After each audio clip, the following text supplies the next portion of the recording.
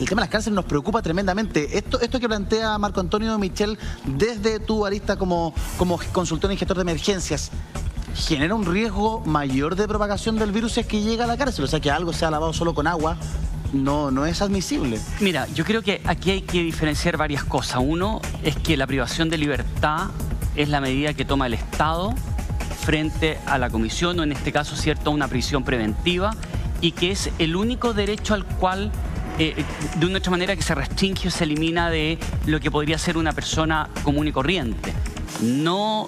Eso no incluye el derecho, ¿cierto?, a un trato digno o a otro tipo de elementos.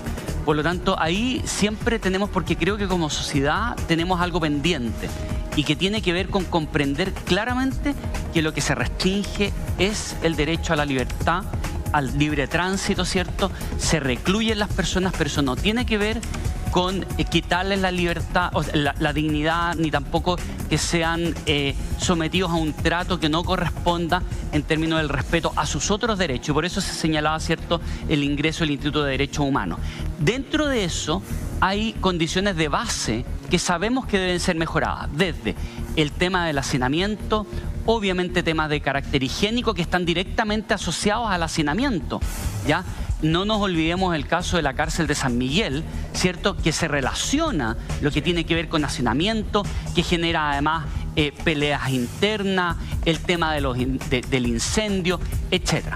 Ahora, si nos vamos al tema del coronavirus, yo creo que hay ciertos elementos que, claro, de base, por el solo hecho de tener una población, sea carcelaria o sea en otro contexto, el hacinamiento implica mayor posibilidades de contagio. Sí. Ese contagio se va a dar en la medida en que ingrese el virus al recinto.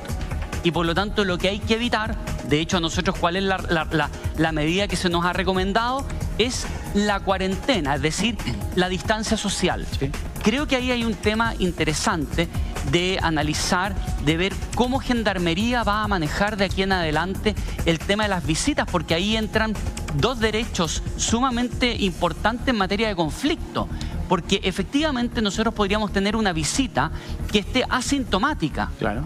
Ni siquiera con síntomas, porque uno podría decir, bueno, la persona con síntomas no ingresa, que desconozco si Gendarmería haya tomado esa medida. Y cuando hablamos de síntomas, no hablamos de fiebre. Sí. Estamos hablando de síntomas incluso mucho más livianos, mucho más... Una tos o una simple, el sentirse con gripe, podría llegar a ser. Y que ese contacto genere un contagio interno y que por las condiciones en las cuales están, en este caso con mayor hacinamiento, pero también podría ser con menor hacinamiento, genere un contagio al interior. Sí. En términos de las medidas sanitarias, creo que puede ser un buen momento para que la Seremi de Salud haga algún tipo de revisión y recomendación para la mejora.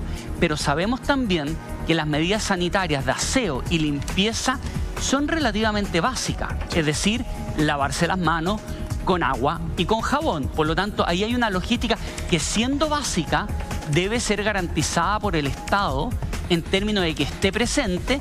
Lo mismo con lo que tiene que ver con la sanitización o limpieza de elementos de uso cotidiano. A mí me gustaría preguntarle al diputado Desbordes, hemos visto de parte del Ejecutivo y de distintas autoridades decir que tienen preocupación por el tema carcelario a partir del coronavirus. ¿Qué medidas efectivamente se están tomando para evitar que tengamos un contagio en alguna cárcel? Sobre eso, de inmediato, un comentario respecto de qué responsabilidad cabe a los internos que hicieron lo que hicieron ayer, digamos. Sí. El reglamento de establecimiento penitenciario, que es la norma que se les aplica, establece sanciones internas que pueden ir hasta el término de la visita, no tener derecho a visita por un periodo determinado. Perfecto. El reglamento, obviamente, obliga a un debido proceso, etcétera, etcétera, pero además de eso, aquel interno al que se le acredite haber agredido a un gendarme, y además, en algunos casos de provocado lesiones, va a ser formalizado por ese otro hecho también. ¿Ah? Se les van a perseguir las responsabilidades penales a los internos. No tiene que ver con la causa que hoy día los tiene privados de libertad. Es una situación paralela en la que Gendarmería va a actuar, ¿cierto?, en contra de aquellos que provocaron lesiones o agredieron a funcionarios de Gendarmería. Efectivamente, como dice el general Tapia, la visita es quizás el elemento más preciado para una persona que está privada de libertad. suspender la visita, que parecería lo lógico desde el punto de vista sanitario, tiene consecuencias muy complejas desde el punto de vista de la seguridad interna de las cárceles. Mientras no se decrete la confinación total, es complejo terminar con las visitas, suspender las visitas. Eso ya lo ha analizado Gendarmería, el director, el coronel o el director Alvear, se ha analizado con el Ministerio de Justicia, se ha analizado con el Ministerio de Salud. Dentro de las cárceles concesionadas hay una unidad médica que es de la concesionaria, pero además esta unidad tiene una particularidad, está al lado del hospital penitenciario. El hospital penitenciario que atiende interno, que atiende población penal, no a los funcionarios, está junto a la ex penitenciaría y al costado de de Santiago 1, perdón. Para los casos más graves, entonces, está dispuesto también Gendarmería con camas especiales para los casos que requirieran ventilador. Son pocos, eso es así, pero está también dispuesto. Y si se requiriera traslado a hospitales públicos, abiertos, ¿cierto?, fuera de la cárcel, también se va a hacer. Gendarmería y el gobierno tienen diseñado un protocolo para enfrentar esta crisis. Ahora, quisiéramos que hubiera mascarillas para todos, por supuesto. Yo estoy consultando recién al Ministerio de Salud porque hoy día hay un quiebre de stock en las farmacias, por ejemplo. Sí. No hay en las farmacias. Lo que tiene asegurado Senabas son las mascarillas para el personal de salud, para el personal de áreas críticas, de zonas y puntos críticos. Eso está asegurado.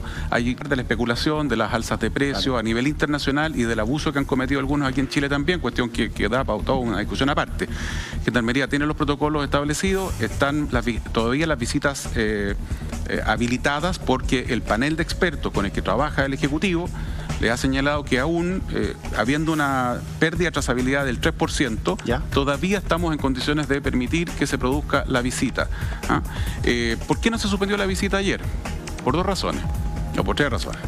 Cuando se produce un intento de fuga, hay dos o tres posibilidades. Una, que sea silencioso, el túnel por debajo, ¿cierto?, que no se entere nadie y nadie se percata. O se hace el intento de fuga asociado a el intento del caos en toda la unidad penal esa. Se busca, por lo tanto, que la protesta se riegue por toda la cárcel, que haya una manifestación. Nuestro entrevistado ahí está señalando que había población que aprovechó protestar. Eso es así. Yo solidarizo con él también respecto a la preocupación como padre, lo que está pasando dentro de la cárcel, del hacinamiento. Esa cárcel es para 1.800 personas. Sí, y ahí está 1.800. Está con el doble.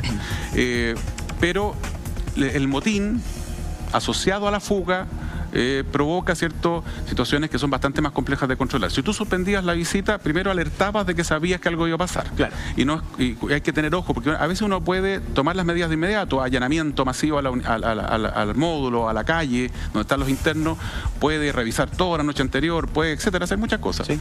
En este caso, lo que se entendió prudente era dejar que siguiera su curso, no alertar, no suspender la visita para no provocar mayor problema hacia afuera. En el entorno a la visita había personas también que estaban intentando colaborar con la fuga, al parecer. Carabineros de Chile, el general Monraz, a cargo de esa unidad, no disolvió gente afuera, lo que se hizo fue mejorar la zona de seguridad hacia afuera de la unidad penal y se tomaron todas las medidas de resguardo. Ahora, vuelvo a insistir, ¿va a haber caso de coronavirus dentro de una cárcel? Va a haber. Es muy difícil que no haya. ¿Es posible que cada interno ande con alcohol gel? Imposible. Ni siquiera en las oficinas públicas que hoy día siguen atendiendo gente, hay uno por persona. Sí. Lo que sí tiene la concesionaria es una obligación legal, aparte de la obligación ética y moral, tiene que proveer los elementos necesarios para mantener estándares de higiene adecuados, y eso se logra con jabón, etc.